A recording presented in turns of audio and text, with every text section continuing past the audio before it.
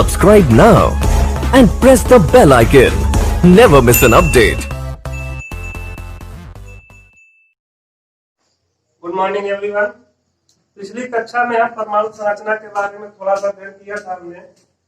उसमें हमने ये समझा था कि परमाणु क्या होता है, परमाणु कितने भागों से मिलकर बना होता है और परमाणु में कौन कौन से मूलतत्व उपस्थित होते हैं। तो पिछली कक्षा में हमने आपको बताया था कि परमाणु किसी पदार्थ का सबसे छोटा कण होता है जो रासायनिक क्रिया में भाग लेता है और स्वतंत्र अवस्था में नहीं रह सकता। ये उसकी परिभाषा थी, मतलब स्वतंत्र अवस्था में नहीं रह सकता, उसका ये अभिक्रिया में भाग लेना ही है। तो परमाणु में हम बताए थे कि परमाणु में दो भाग होते हैं। केंद्रीय भाग में न्यूट्रॉन और प्रोटॉन पाया जाता है और बाहरी भाग में पाया जाता है इलेक्ट्रॉन। क्योंकि बाहरी भाग में पाया जाएगा इलेक्ट्रॉन तो अंदर पाया जाता है न्यूट्रॉन और प्रोटॉन, और न्यूट्रॉन और प्रोटॉन की संख्या के योग को न्यूक्लियन भी कहते हैं, और ये होता है परमाणु का नाभिक। जो केंद्रीय भाग होता है उसे परमाणु का नाभिक भी कहते हैं, और इसमें न्यूट्रॉनों और प्रोटॉनों की संख्या के योग को न्यूक्लियन कहते हैं। तो प्रोटॉन पे चूंकि होता है पॉजिटिव चार्ज और इलेक्ट्रॉन पे होता है नेगेटिव चार्ज, इन दोनों के बीच में पाया जाता है आकर्षण बल। ये भी हमने बताया था, विपरीत आवेश के बीच में आकर्षण बल कार्य करेगा। और दूसरी बात यह है कि इलेक्ट्रॉन कहीं भी स्थायी नहीं रहता है, यह अपनी कक्षाओं में चक्कर लगाता ही रहता है, ये जगह स्थिर नहीं रहता। ये हम पढ़ चुके थे। और दूसरी बात, जो इलेक्ट्रॉन प्रोटॉन और न्यूट्रॉन होते हैं ये किसी भी परमाणु के स्थायी कण। स्थायी कण का मतलब यह है कि हमेशा विद्यमान रहते हैं। किसी भी परमाणु में इलेक्ट्रॉन प्रोटॉन या न्यूट्रॉन हमेशा विद्यमान रहते हैं, जबकि अन्य अस्थायी कण होते हैं। मेसान होता है, न्यूट्रिनो होता है, पॉजिट्रॉन होता है, एंटी न्यूट्रॉन, एंटी प्रोटॉन, अन्य जो है अस्थायी कण उपस्थित होते हैं। लेकिन इलेक्ट्रॉन प्रोटॉन और न्यूट्रॉन प्रत्येक परमाणु में उपस्थित होते हैं। इतना हमने पिछली कक्षा में भी पढ़ा था। और आगे जो हम पढ़ेंगे उसमें हम ये चीज और जानेंगे कि जो प्रोटियम होता है या प्रोटॉन, जो हाइड्रोजन होता है, हाइड्रोजन या प्रोटियम,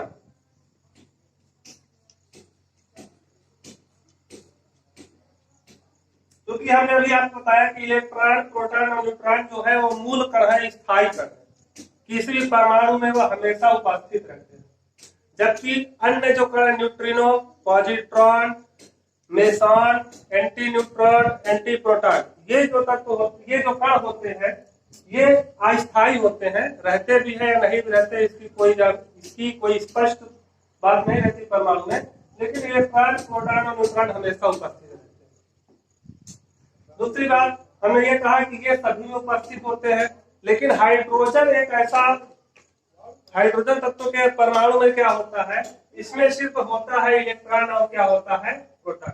यह एक अपवाद है, इसमें न्यूट्रॉन उपस्थित नहीं होता। इसमें सिर्फ होता है एक इलेक्ट्रॉन उपस्थित होता है, एक होता है प्रोटॉन, इसमें न्यूट्रॉन उपस्थित नहीं होता है।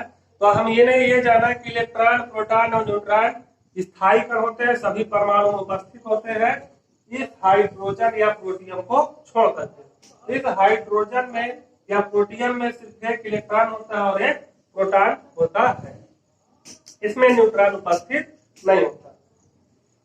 ये था। और दूसरी बात, एक बात और जान लीजिए कि जो ये न्यूट्रॉन होता है, न्यूट्रॉन जो जब प्रोटॉन के साथ मिलता है तभी ये स्थायी नाभिक का निर्माण करता है। यदि न्यूट्रॉन स्वतंत्र अवस्था में हो तो यह अस्थायी। स्वतंत्र का मतलब कि प्रोटॉन न हो और ये स्वतंत्र अवस्था में हो तो यह अस्थायी होता है, और इसका अर्ध आयुकाल 17 मिनट होता है। अर्थात यह 17 मिनट में अपनी प्रारंभिक अवस्था का या अपने प्रारंभिक द्रव्यमान का आधा शेष है। ये चीज आपको ध्यान देनी है। तो ये इतना था। पिछली कक्षा में इलेक्ट्रॉन के विषय में जानकारी जुटा चुके थे। आज इस कक्षा में हम प्रोटॉन और न्यूट्रॉन के विषय में जानकारी करना है। प्रोटॉन,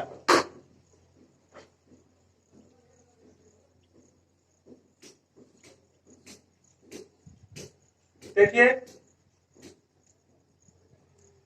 अब इलेक्ट्रॉन की खोज के बारे में बताया गया था, प्रोटॉन और इलेक्ट्रॉन पे आवेश बताया गया था, उसका द्रव्यमान बताया गया होगा। अब हम प्रोटॉन के बारे में भी वही सब जानकारियां इकट्ठा करेंगे। जैसे प्रोटॉन की खोज, तो प्रोटॉन की खोज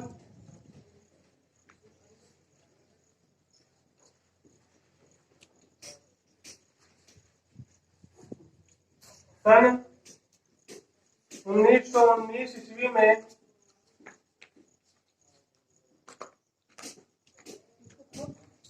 रदरफोर्ड ने की थी। रदरफोर्ड एक वैज्ञानिक का नाम था, उन्होंने प्रोटॉन की खोज की थी। रदरफोर्ड ने की थी। पहला पॉइंट, प्रोटॉन की खोज सन 1919 ईस्वी में रदरफोर्ड ने की थी। एक वैज्ञानिक थे जिनका नाम था रदरफोर्ड, उन्होंने क्या की थी, प्रोटॉन की खोज की थी। दूसरी बात आप पढ़ चुके हैं, इसमें धन आवेश होता है।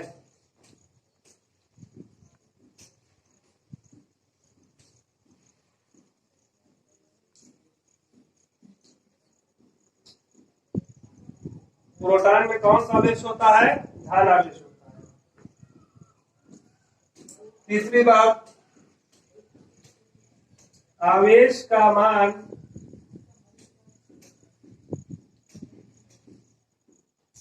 +1.6 इंटू 10⁻⁻19 कूलाम होता है।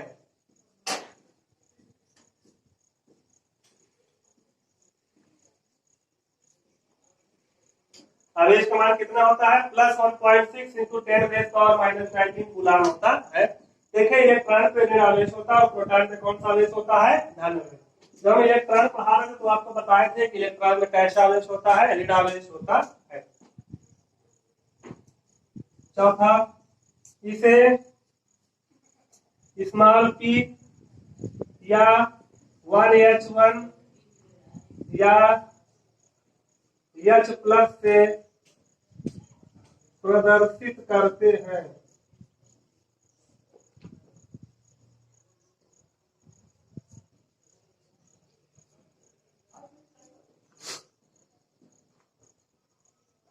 इसे P या NH1 स्मॉल p होता है या 1H1 या H प्लस से प्रदर्शित करते हैं।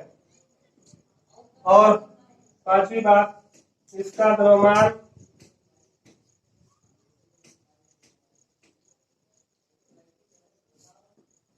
1.67 गुणे 10⁻⁻27 किलोग्राम होता है। तो यह भी प्रोटॉन के विषय में जानकारी, जो महत्वपूर्ण जानकारी है। प्रोटॉन की खोज सन 1919 ईस्वी में एक वैज्ञानिक थे जिनका नाम था रदरफोर्ड, उन्होंने की थी। इसमें धन आवेश उपस्थित होता है जिसका मान जो होता है +1.6 गुणे 10⁻⁻19 कूलाम होता है। इसे स्मॉल p या 1H1 या H प्लस से प्रदर्शित करते हैं। इसका द्रव्यमान 1.67 गुणे 10⁻⁻27 किलोग्राम होता है। ये प्रोटॉन के विषय में जानकारी। आप इसका स्क्रीनशॉट ले लीजिए लिखने के लिए, अपनी फेयर बनाने के लिए।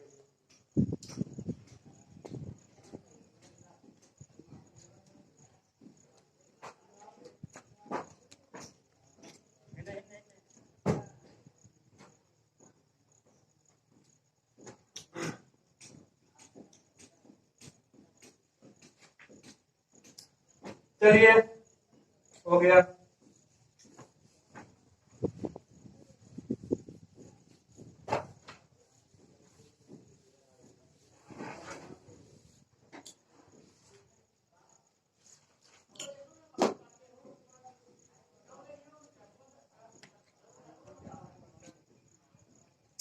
आप जानकारी इकट्ठा करते हैं न्यूट्रॉन के विषय में।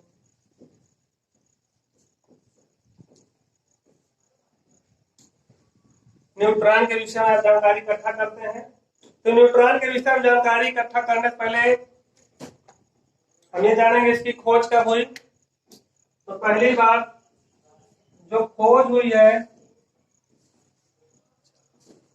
सन 1932 ईस्वी में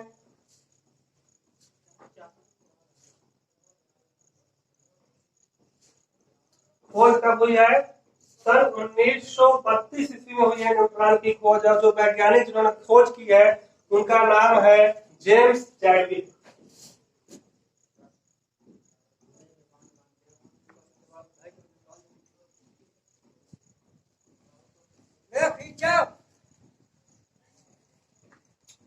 इसकी जो खोज हुई है न्यूट्रॉन की खोज सन 1932 ईस्वी में जेम्स चैडविक द्वारा की गई।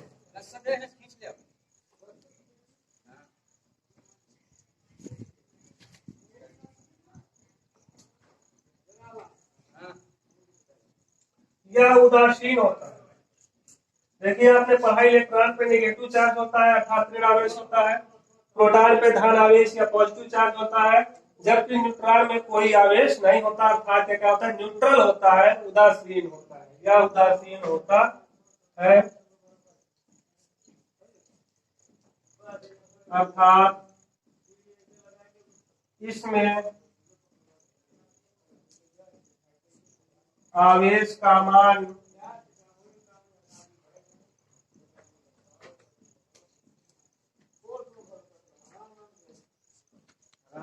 शून्य होता है।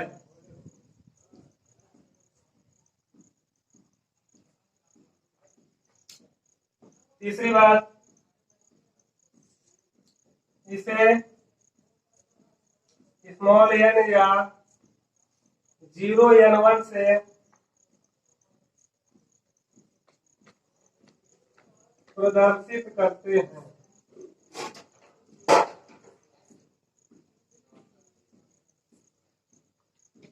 और चौथी बात है, देखिए इसकी खोज हो गई, खोज जेम्स चैडविक द्वारा की गई सन 1932 ईस्वी में। न्यूट्रॉन उदासीन होता है, न्यूट्रॉन इसके अर्थात कोई आवेश नहीं होता और इसके आवेश का मान क्या होता है? शून्य होता है। और तीसरी बात, इसे स्मॉल एन अथवा 0n1 से प्रदर्शित करते हैं। और इसका द्रव्यमान जो होता है वो प्रोटॉन के द्रव्यमान के लगभग बराबर होता है। इसका द्रव्यमान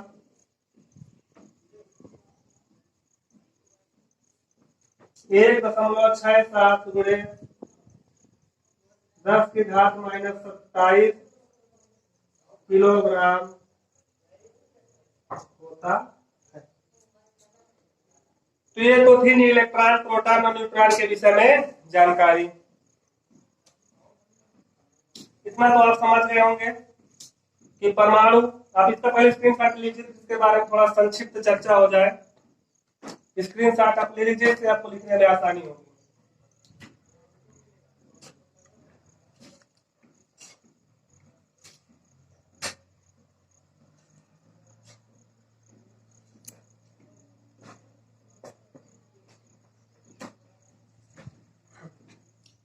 देखिए, तो पिछली कक्षा में हमने परमाणु संरचना चैप्टर को स्टार्ट किया था। इसमें हमने थोड़ी बहुत जानकारी पिछली कक्षा में दी थी कि परमाणु क्या होता है, सबसे छोटा क्या होता है, जो रासायनिक क्रिया में भाग लेता है और स्वतंत्र अवस्था में नहीं रह सकता है। ये तो थी प्रोटॉन, ये परमाणु की परिभाषा थी। उसके बाद इसमें बताया गया कि परमाणु में होता क्या क्या है। तो परमाणु में दो प्रकार के भाग होते हैं, केंद्रीय भाग, दूसरा क्या होता है? बाहरी भाग होता है। केंद्रीय भाग में न्यूट्रॉन और प्रोटॉन होता है, जबकि बाहरी कक्षा में इलेक्ट्रॉन उपस्थित होता है। दूसरी बात एक चीज और भी बताई गई आपको कि जो 1H1 या प्रोटियम होता है उसमें क्या होता है? उसमें न्यूट्रॉन उपस्थित नहीं होता है, क्योंकि आपको बताया गया था कि इलेक्ट्रॉन, प्रोटॉन और न्यूट्रॉन जो होते हैं वो स्थायी कण या मूल कण होते हैं, जो सभी परमाणुओं में क्या होते हैं? उपस्थित होते हैं। लेकिन हाइड्रोजन या प्रोटियम में जो है वो सिर्फ इलेक्ट्रॉन और प्रोटॉन होते हैं, उसमें न्यूट्रॉन उपस्थित नहीं होते हैं। और एक बात और बताई गई थी, इसमें ध्यान देने वाली जो बात है कि न्यूट्रॉन जो होता है जब प्रोटॉन के साथ मिलता है तभी क्या करता है? स्थायी नाभिक का निर्माण करता है। चलिए, ये तो थी आज के विषय में जानकारी। आज जितना भी पढ़ाया गया इसका आपका प्रयास जो है मेंटेन करना है। अगली कक्षा में हम इसके आगे का जो है स्टार्ट करेंगे। चलिए, थैंक यू, धन्यवाद।